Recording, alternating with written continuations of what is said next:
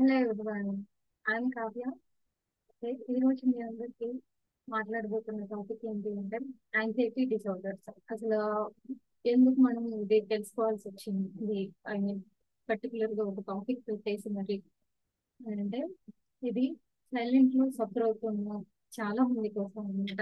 ఇది కేవలం few people కాదు, యువ జనరేషన్ ప్రతి నలుగురిలో ఒకళ్ళు కనీసం ఈ యాంగ్జైటీ డిసార్డర్ తో సఫర్ అవుతూ ఉన్నారు. దాని గురించి అందరికి తెలియాలి. దాని నుంచి ఎలా బయటపడాలి, అసలు రూట్ కాజెస్ ఏంటి, ట్రీట్మెంట్స్ ఉంటాయా, ఎన్ని రకాల యాంగ్జైటీ డిసార్డర్స్ ఉన్నాయి, వీటి ఇంపాక్ట్ ఎలా ఉంటుంది, ఇవన్నీ కూడా కనీసం అవగాహన అనేది తీసుకున్నాం ఈరోజు. ఓకే, అసలు యాంగ్జైటీ అంటే ఏంటంటే మనకి ఉన్న బాడీలో న్యాచురల్ రెస్పాన్స్ ఏంటి, స్ట్రెస్ వచ్చినప్పుడు అనేది ఒక యాంగ్జైటీ అన్నమాట. ఏదన్నా మనకి ఒక కొత్త విషయం తెలుసుకుంటున్నాము, లేదంటే ఒక భయం ఏర్పడింది కొత్త దాన్ని ఫేస్ చేయడానికి, లేదంటే సంథింగ్ ఏదో ఒక కష్టం వస్తుంది అని అంటే అది ఓన్లీ బాధ కాదు, ఏదైనా భయం కానీ బాధ కానీ సంతోషం కానీ దాన్ని ఫేస్ చేయడానికి మన బాడీ ఇచ్చే ఒక రకమైనటువంటి రెస్పాన్స్ అన్నమాట యాంగ్జైటీ అంటే. కొన్ని సిచ్యువేషన్స్ లో ఇది సహాయం చేస్తుంది, లైక్ ఎగ్జామ్ ముందు కానీ ఇంటర్వ్యూ ముందు కానీ అలర్ట్ గా ఉండటానికి. కానీ రీజన్ లేకుండా ఎక్కువ బెల్ రింగ్ అవుతుంది అంటే అది డిజార్డర్ అవుతుంది. అయితే ఇందులో రకాలు కానీ దీనివల్ల వచ్చేటువంటి ప్రివిలెన్సెస్ ఏంటి అని అంటే ఇవి చాలా కామన్ గా ఉంటాయి. రీసెర్చ్ ప్రకారం ప్రతి నలుగురిలో ఒకరు ఎక్కువ ఈ స్టేజ్ లో యాంగ్జైటీ డిసార్డర్ ని ఫేస్ చేస్తూ ఉన్నారు. అంటే మన దగ్గర ఉన్న ఫ్రెండ్స్, ఫ్యామిలీ, ఎవరికైనా ఇది ఉండొచ్చు. అండ్ ఇందులో ఉన్న రకాలు ఏంటి అని అంటే first generalised anxiety disorder, GAD అంటాం. ఇది ప్రతిరోజు ఎక్కువ వర్రీ, కంట్రోల్ చేయలేము. ఓకే, సెకండ్ వన్ వచ్చేసి పానిక్ డిసార్డర్ అంటాం.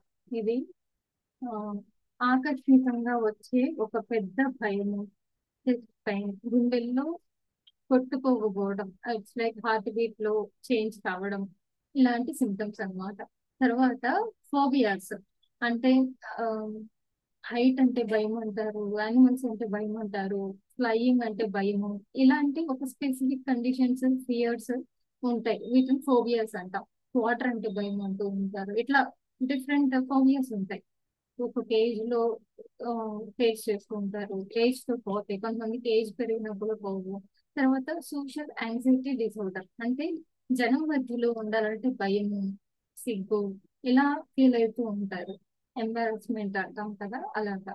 తర్వాత ఒబిసివ్ కంపల్సివ్ డిసార్డర్, ఓసిడి అంటారు. అంటే రిపీటెడ్ థాట్స్ మరియు కంపల్సివ్ హ్యాబిట్స్ అన్నమాట. వాటి నుంచి వాళ్ళు బయటపడలేరు. ఆ, తర్వాత పోస్ట్ ట్రామాటిక్ స్ట్రెస్ డిజార్డర్ అంటాం, పిటిఎస్డి. అంటే యాక్సిడెంట్ లేదా ట్రామా తర్వాత వచ్చేటువంటి భయం. ఇన్ని రకాలు ఉన్నాయి కదా. వీటి సిమ్టమ్స్ ఏంటి, ఎలా ఉంటాయి అని చూసుకుందాం. ఫస్ట్ వచ్చేసి ఫిజికల్ సిమ్టమ్స్. గుండెల్లో స్పీడ్ గా కొట్టుకోవడం, లైక్ హార్ట్ బీట్ సడన్ గా రైస్ అవుతుంది. చేతులు నర్వస్ అనిపించడం, స్వెట్టింగ్ కానీ, నిద్ర సరిగా పట్టకపోవడం, ఇవన్నీ ఫిజికల్ సిమ్టమ్స్. మరి మెంటల్ గా ఎలాంటి సిమ్టమ్స్ నోటీస్ చేయొచ్చు అంటే ఎక్కువ బాధపడడం, రెస్ట్లెస్నెస్, కాన్సన్ట్రేషన్ చేయలేకపోవడం, ఏ కారణం లేకుండా భయపడుతూ ఉండటం. ఈ సిమ్టమ్స్ వాళ్ళ డైలీ లైఫ్ లో చాలా డిస్టర్బెన్స్ ని క్రియేట్ చేస్తూ ఉంటాయి. అయితే వీటి కాజెస్ ఏంటి అండ్ రిస్క్ ఫ్యాక్టర్స్ ఏంటి చూద్దాము. కాజెస్ కూడా మూడు రకాలు ఉన్నాయి: biological, psychological and environmental causes. అంటే వీళ్ళకి ఫ్యామిలీ హిస్టరీ నుంచి డిఎన్ఏ పరంగా, లైక్ ప్రీవియస్ ఫోర్ ఫాదర్స్ కి ఎవరికైనా ఉంది, మదర్ కి ఆర్ ఫాదర్ కి ఉంది అంటే వాళ్ళ నుంచి కూడా ఇది రావడానికి అవకాశం ఉంటుంది. బ్రెయిన్ కెమిస్ట్రీ అలా ఉండటం వల్ల. సైకలాజికల్ కాజెస్ ఏంటి అంటే పాస్ట్ ట్రామా, వాళ్ళ లైఫ్ లో ఏదో కొన్ని ఇన్సిడెంట్స్ జరుగుంటాయి, అవి చూసి సేమ్ మళ్ళీ జరుగుతాయి అని, కానీ వాటి నుంచి బయటపడలేక, వాటిని మర్చిపోలేక ద సేమ్ మళ్ళీ ఎక్కడ ఫేస్ చేయాల్సి వస్తుందో అనేటువంటి ఒక సైకలాజికల్ డ్రామా ఉండొచ్చు. లేదంటే ఒక పర్ఫెక్షనిజం, ఎలా మనం పర్ఫెక్ట్ గా ఉండాలి అనే ఎక్స్పెక్టేషన్స్ వల్ల కూడా ఇది ఒక కాజ్ అవ్వచ్చు. అంటే పర్ఫెక్ట్ గా లేము, దేర్ ఇస్ సమ్ మిస్టేక్ అంటే దాన్ని యాక్సెప్ట్ చేయలేదు. దాని వల్ల కూడా ఇదొక రీజన్ అవుతుంది. ఏది చేసినా పర్ఫెక్ట్ గా ఉండాలి, అందరూ ప్రైజ్ చేయాలి, ఎవరు మనని పాయింట్అవుట్ చేయకూడదు తప్పు అని చెప్పేసి ఇలా ఎక్స్పెక్ట్ చేస్తూ ఉంటారు. ఆ, ఇది సైకలాజికల్ గా. ఎన్విరాన్మెంటల్ గా వచ్చేసి ఏంటంటే స్ట్రెస్ కానీ, జాబ్ ప్రెషర్ కానీ, ఫినాన్షియల్ రిలేషన్షిప్ ప్రాబ్లమ్స్ కానీ, ఇది వీక్ అని కాదు, ఒక మిక్స్ ఆఫ్ ఫ్యాక్టర్స్ వల్ల వస్తుంది. అయితే కాజెస్ అండ్ సింటమ్స్ తెలుసుకున్నాం కదా, మరి ఇంపాక్ట్ ఎలా ఉంటుంది లైఫ్ మీద అనేది చూద్దాం. అంటే దీనివల్ల లైఫ్ లో చాలా ఎఫెక్ట్ ఉంటుంది. పీపుల్ వర్క్ కి వీళ్ళు ఈజీగా వెళ్ళలేరు, స్టడీస్ డిస్టర్బ్ అయ్యేలాగా, సోషల్ రిలేషన్స్ అవాయిడ్ చేస్తూ ఉంటారు. అంటే ఇంకెప్పుడు ఏదో ఆ, భయపడుతూ ఆ, అలా స్ట్రెస్ లో బతికేయడం వల్ల పీపుల్ లో కూడా సరిగా కలవలేరు. లాంగ్ టైమ్ లో ట్రీట్మెంట్ లేకుండా డిప్రెషన్ లోకి లేదా ఐసోలేషన్ కి కూడా వెళ్ళిపోతారు. అంటే ఇంకా ఎవరితో మింగిల్ అవ్వకుండా కేవలం ఇంట్లో ఉండిపోవడం, ఒక రూమ్ కి లిమిట్ అయిపోవడం, ఒక సెట్ ఆఫ్ పీపుల్ కి మాత్రమే పరిమితం అయిపోయి వాళ్ళని దాటి బయటికి రాలేకపోవడం, ఇవన్నీ అన్నమాట. ట్రీట్మెంట్ ఆప్షన్స్ ఏంటి అంటే వీటికి కూడా ట్రీట్మెంట్ అనేది ఉంది పాసిబుల్. సంహౌ వీళ్ళని బెటర్ చేయొచ్చు. థెరపీ ఏంటి అంటే కాగ్నిటివ్ బిహేవియర్ థెరపీలో నెగిటివ్ థాట్స్ ని కంట్రోల్ చేయటం, కాగ్నిటివ్ బిహేవియరల్ థెరపీ. ఓకే, ఇది చేయడం వల్ల వాళ్ళకి ఉండే నెగిటివ్ థాట్స్ ని ఎలిమినేట్ చేస్తూ కంట్రోల్ చేస్తూ రావడం. మెడిటేషన్ చేయించవచ్చు. అట్లనే మెడికేషన్ వచ్చేసి డాక్టర్స్ ఇచ్చే anti anxiety are anti depressant medicines వాడొచ్చు. తప్పదు అనుకున్నప్పుడు వెళ్ళండి, సైడ్ ఎఫెక్ట్స్ ఉంటాయి కాబట్టి యాంటీ డిప్రెసెంట్ మెడిసిన్స్ మీద డిపెండ్ అయ్యి అట్లీస్ట్ సంవాట్ వాళ్ళకి బెటర్ రిలీఫ్ చేయడం.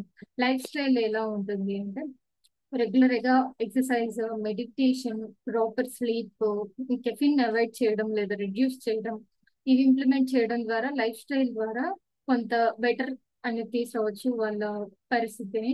సపోర్ట్ వచ్చేసి వాళ్ళ కండిషన్ ని అర్థం చేసుకొని ఫ్యామిలీ, ఫ్రెండ్స్, సపోర్ట్ గ్రూప్స్ వీళ్ళందరూ కూడా హెల్ప్ చేస్తూ ఉండటం. తర్వాత కోపింగ్ స్ట్రాటజీస్ అంటే డైలీ మనం చేయగలిగే కొన్ని టెక్నిక్స్ లైక్ డీప్ బ్రీతింగ్ కానీ, ఆ, ఒక హెల్దీ రొటీన్ మెయింటైన్ చేయడం కానీ, లేదంటే ఆ, పెద్ద పని ఉంది దానివల్ల మనకి యాంగ్జైటీ వస్తుంది, దాన్ని స్మాల్ చంక్స్ ఆఫ్ వర్క్స్ గా స్ప్లిట్ చేసుకుని చిన్న చిన్న స్టెప్స్ గా డివైడ్ చేసుకుని చేయడం. ఫోన్లు, సోషల్ మీడియా, వాటి యొక్క టైం ని లిమిట్ చేసుకోవడం. ఎవరితో అయినా ఓపెన్ గా మాట్లాడండి, భయపడకుండా మీ ఒపీనియన్ ని ఎక్స్ప్రెస్ చేయండి. ఆ తర్వాత బ్రేకింగ్ స్టిగ్మా. అంటే బిగ్గెస్ట్ ప్రాబ్లం ఏంటి అంటే ఇక్కడ స్టిగ్మా అన్నమాట. పీపుల్ హెల్ప్ అడగాలని ఫీల్ అవ్వరు. లైక్ ఎవరైనా హెల్ప్ అడగాలంటే మొహమాటం, భయం. ఎందుకంటే ఎవరైనా జడ్జి చేస్తారు, జడ్జిమెంట్ అనేటువంటి ఒక భయం ఉంటుంది. బట్ యాంగ్జైటీ డిసార్డర్స్ ఏంటి అంటే మెడికల్ కండిషన్స్ అండ్ వీక్నెస్ కాదు, ఫిజికల్ ఇల్నెస్ కి డాక్టర్ దగ్గరికి వెళ్తాము. అలాగే మెంటల్ హెల్త్ కోసం కూడా కన్సల్ట్ డాక్టర్ ని కన్సల్ట్ అవ్వడం మంచిది. కన్క్లూషన్ ఏంటి అని అంటే యాంగ్జైటీ డిసార్డర్స్ అనేవి చాలా common, real and treatable. Awareness and support వల్ల ఎవరైనా హెల్తీ లైఫ్ లీడ్ చేయగలరు. సో మన పక్కన ఉన్న వాళ్ళకి అండర్స్టాండింగ్ అండ్ సపోర్ట్ ఇవ్వడం important. Thank you so much అండి. ఇది మీకు ఎవరికైనా యూజ్ అవుతుంది అని చెప్పి హోప్ చేస్తున్నాము. మనందరం కలిసి ఒక అవేర్నెస్ ని క్రియేట్ చేసి మన చుట్టూ ఎవరైతే ఇలా సైలెంట్ లో సఫర్ అవుతున్నారో వాళ్ళకి ఒక మంచి సపోర్ట్ ఇద్దాం. Thank you.